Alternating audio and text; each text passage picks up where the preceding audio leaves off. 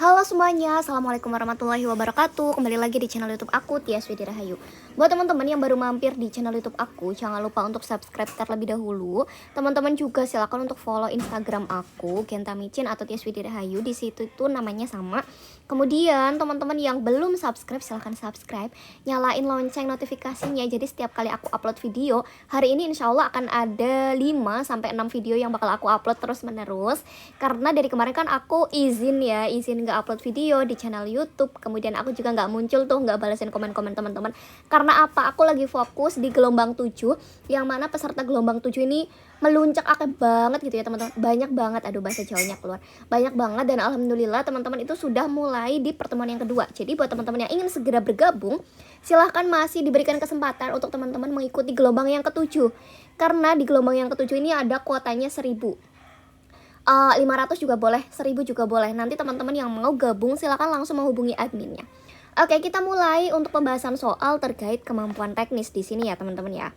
Soal kemampuan teknis P3K Perawat itu akan ada 90 soal, yang mana soalnya itu mirip-mirip seperti soal SKB CPNS. Kalau teman-teman sudah pernah mengikuti tes CPNS sampai seleksi SKB, berarti teman-teman itu sudah mendalami dan sudah memahami, oh soalnya seperti ini ya kak, kayak gitu. Oke, kita mulai dari soal yang pertama. Nah, soal yang pertama ada soal seperti ini teman-teman. Hari Gizi Nasional jatuh pada tanggal berapa nih teman-teman? Yang A 25 Januari, yang B 25 Februari, yang C 25 Maret, kemudian yang D 25 April, atau yang E 25 Mei. Oke, kenapa sih kita harus mempelajari hari gizi, hari apa-apa gitu? Kita sebagai seorang perawat kan kita juga harus general ya. Selain kita merawat fisiknya, kita merawat batinnya, merawat juga dari psikologisnya, biologisnya. Nah, gizi juga butuh nih dengan amunisi gitu, nutrisi yang perlu kita kelola. Nah, hari gizi itu jatuh juga perlu kita tahu, oh hari ini tuh hari gizi nih teman-teman. Hari gizi yaitu diperingati pada tanggal 25 Januari teman-teman. Oke. Nah, Hari Gizi Nasional ini pada tanggal 25 Januari, di situ itu sebuah momen untuk teman-teman bangkit dari kesadaran dan kepedulian masyarakat terkait pentingnya penerapan gizi kepada kita di lingkungan masyarakat. Oke? Bisa lanjut ke soal berikutnya ya, teman-teman? Oke, lanjut soal berikutnya. Nah, soal yang kedua ini juga masih hari-harian tuh. Nah, hari cuci tangan sedunia jatuh pada tanggal berapa nih teman-teman?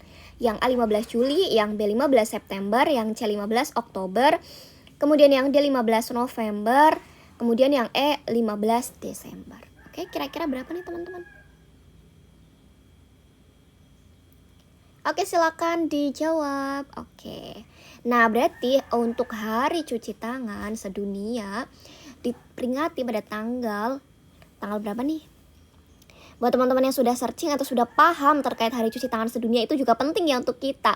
Kita sebagai seorang perawat perlu nih melakukan cuci tangan sebelum dan sesudah melakukan aktivitas, sebelum melakukan tindakan aseptik dan lainnya gitu kan. Kan ada 5 tuh, 2 sebelum dan 3 sesudah. Nah, itu kita terapkan. Oleh karena itu kita juga harus tahu hari cuci tangan sedunia itu diperingati pada tanggal 15 Oktober. Oke teman-teman? Ya gampang banget kan? Kita bisa lanjut ke soal berikutnya. Oke, sebelum kita lanjut ke soal berikutnya, jadi di sini buat teman-teman yang misal nggak mau mengikuti bimbel, teman-teman juga akan mendapatkan fasilitas yang sama seperti peserta bimbel yang lainnya. Nah, di situ nanti teman-teman akan mendapatkan e-book, kemudian akan ada tryout, kemudian ada ujian juga gitu kan, latihan-latihan ujian, kemudian juga ada free pembahasan di YouTube yang bisa diakses oleh peserta bimbel dan yang lainnya. Teman-teman bisa langsung menghubungi WhatsApp aku di sini. Oke. Ya, bisa dilanjut ya teman-teman ya. Oke, soal berikutnya nih, mulai soal kasus. Seorang perempuan usia 40 tahun dirawat di ruang penyakit bedah dengan kanker stadium lanjut. Hasil pengajian kesadarannya menurun nih teman-teman. Gelisah juga, tangan dan kaki terpasang restrain. Terapi obat penurun rasa sakit diberikan per infus. Pasien berupaya mencabut infus, tekanan darahnya 90/70. Frekuensi nadinya 110. Kemudian frekuensi napasnya 27, suhunya 37,5. Apakah tindakan prioritas pada kasus di atas? Yang A pantau sadaran, yang B pantau tanda-tanda vital, yang C berikan palliative care, yang D libatkan keluarga dalam perawatan, atau yang E pindahkan ke ruang rawat intensif. Di situ tuh kansernya sudah stadium lanjut nih teman-teman. Dia juga tangan dan kaki sudah dipasang restrain gitu. penurunan kesadarannya tuh menurun, berarti kita harus membantu atau kita harus memberikan apa nih supaya kita bisa mengontrol kondisinya si pasien tersebut gitu. Selain pantau kesadaran, kan di sini sudah dinyatakan kesadarannya menurun, berarti kan sudah dipantau tuh, tanda-tanda vitalnya juga sudah sering dipantau. Berikan palliative care. Tapi di sini tuh masih 40 tahun. Tapi bisa juga dengan pasien-pasien dengan cancer atau penyakit yang memang butuh perawatan palliative care gitu. Yang dilibatkan keluarga dalam perawatan. Oke, di sini kan dia di ruang penyakit bedah gitu ya. Ada keluarganya atau tidak? Pasien berupaya mencabut infus ya. Sudah dipasang restraint juga. Berarti yang perlu diberikan adalah ya libatkan keluarga untuk membantu perawatan. Kalau kita hanya fokus di satu pasien saja, kita juga akan keteteran nih teman-teman. Oleh karena itu kita perlu libatkan keluarga dalam perawatan. Supaya apa? Supaya keluarga juga bisa membantu mengawasi kondisi pasien, kemudian membantu menangani pasien yang berusaha mencabut infusnya itu. Kemudian keluarga juga akan memantau kondisinya pasien seperti apa, membantu dalam perawatan juga. Jadi benar jawabannya adalah yang D. Kalau kita saja pasti akan keteteran. Lanjut soal berikutnya. Oke, soal berikutnya nih. Seorang laki-laki dibawa ke RS karena terjatuh dari motor. Lalu dibawa ke RS karena tidak sadarkan diri. Hasil pengkajian didapatkan pasien cedera kepala. Kesadarannya somnolen nih teman-teman. Keluarga menyatakan pasien selalu gelisah dan ingin mencabut selang infus serta NGT-nya yang terpasang. Jadi yang dicabut selain infus juga NGT. Tekanan darahnya 140/90. Frekuensi nadinya 98, frekuensi napas 28, suhunya 38. Masalah keperawatan apa yang paling tepat untuk kasus tersebut? Yang A, resiko jatuh. Yang B, intoleransi aktivitas. Yang C, gangguan pola tidur. Yang D, ketidakberdayaan. Atau yang E, resiko kerusakan integritas kulit. Kira-kira yang mana nih teman-teman? Ada yang mau jawab? Oke, jadi di sini karena si pasien itu mengalami cedera kepala, kesadarannya somnolen. Keluarga juga mengatakan pasien selalu gelisah ya. Terus ingin mencabut selang infus. Dan NGT, masalah keperawatannya apa? Resiko jatuh? Bukan ya. Intoleransi aktivitas? Bisa juga, tapi kayaknya nanti dulu. Kita lihat dulu. Yang C, gangguan pola tidur.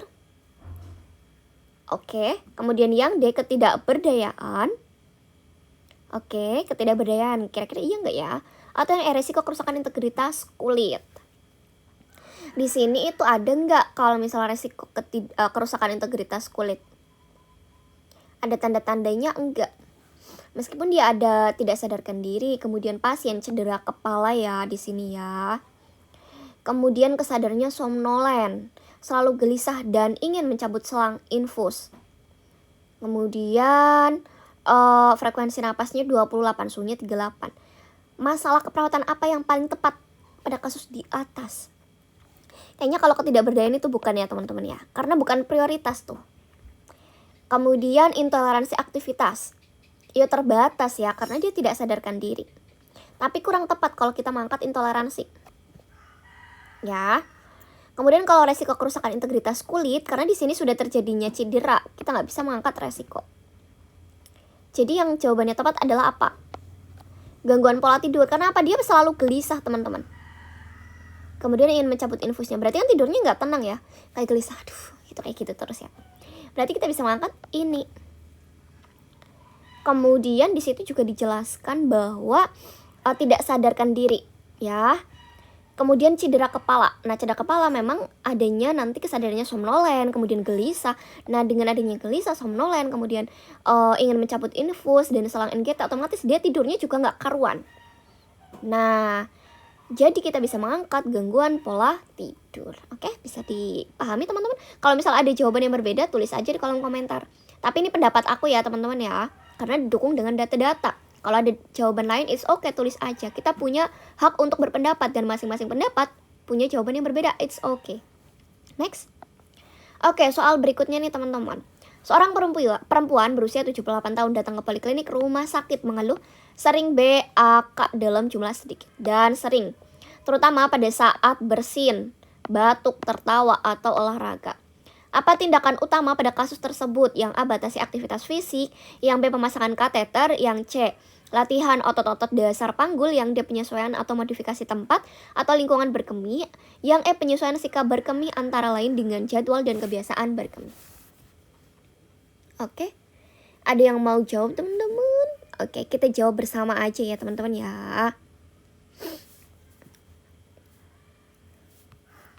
Oke, nah jadi di sini jawaban yang paling tepat itu yang apa gitu. Oke, di sini kita lihat dulu nih teman-teman. Mengeluh sering BAK dengan jumlah sedikit dan sering terutama pada saat bersin, batuk, tertawa atau olahraga. Apakah tindakan utama?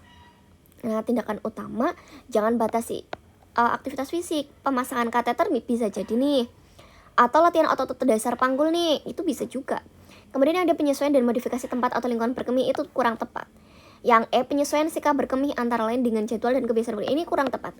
Karena di sini dia itu datang ke poliklinik rumah sakit mengeluh sering BAK dalam jumlah sedikit dan sering, terutama pada saat bersin, batuk, tertawa. Berarti kan itu otot-ototnya kan yang kurang terlatih gitu, atau itu mulai melemah dan bagaimana gitu. Nah, caranya kita bisa dengan berikan latihan otot-otot dasar panggul nih teman-teman. Nah, jadi kita jawaban yang paling tepat adalah yang ini. Kalau langsung pemasangan kateter tidak tepat teman-teman. Oke. Jadi jawaban yang paling tepat adalah kita latih otot-otot dasar panggul tersebut. Kecuali di sini itu dia menjelaskan pipisnya sakit atau dia tidak pipis selama berbulan. Nah, kita bisa langsung pemasangan kateter. Tapi dia di sini tuh pipisnya karena bersin, batuk, tertawa. Nah, otomatis otot-otot sphinkternya itu kurang kurang lancar gitu dalam pengeluaran pipisnya. Dan ketika bersin, batuk, tertawa saja pipisnya sedikit dan sering gitu ya. Jadi kita bisa dengan latih dulu dengan cara yang gampang dulu, jangan langsung memasang kateter. Kayak gitu teman-teman, supaya otot-ototnya itu terbiasa dengan batuk, bersin itu tidak gampang pipis. Jadi kita latih otot panggulnya, sphinkternya biar enakan gitu. Ketika pipis ada masanya. Seperti itu teman-teman. Jadi jangan langsung pemasangan kateter, itu kurang efektif. Kecuali dengan dia resistensi urin gitu. Kemudian dia pipisnya susah, nggak pipis sama sekali, atau yang keluhan lain ketika pipis sakit. Nah, itu bisa langsung pemasangan kateter. Tapi kan ini keluhannya berbeda. Jadi jawabannya latihan otot-otot dasar panggul untuk melancarkan pipis ketika pipisnya itu dia itu bukan hanya saat bersin, batuk, tertawa saja yang keluar sedikit tapi sering. Tapi ketika dia ingin pipis, keluarnya langsung banyak. Tapi batuk dan bersin itu tidak keluar pipis. Seperti itu teman-teman. Oke? Ya. Oke teman-teman, itu merupakan latihan soal untuk persiapan P3K Perawat. Semoga teman-teman bisa lancar, sukses, dan bisa lolos. Buat teman-teman yang belum bisa bergabung di bimbel aku, it's okay, bisa nonton channel YouTube aku. Semoga rezekinya ditambahkan, dilancarkan juga untuk bisa nonton channel YouTube aku terus. Terima kasih buat teman-teman yang sudah nonton. Bye-bye. Ditunggu video selanjutnya.